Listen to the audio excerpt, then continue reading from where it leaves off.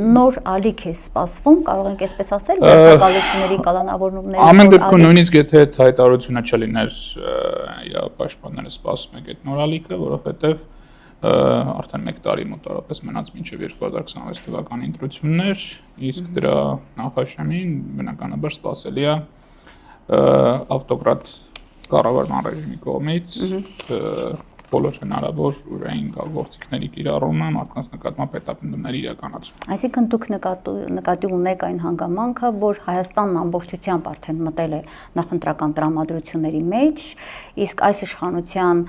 ձեռագիրը իմանալով, ասֆալտին ծեփելու, պատերին խփելու, այդ ձեռագրին մենք արդեն ականատես ենք։ Նույնի կրկնությունը տեղի ունենում 26 թվականի նախաշեմին։ Ընդհանրապես զայրույթի պահին ոնց որ բացահայտած մոտեցումներ, այսինքն կարող են նույն բանը ժպիտով անել, կարող է զայրույթով անել, բայց մոտեցումը գիտենք, որ այդ է։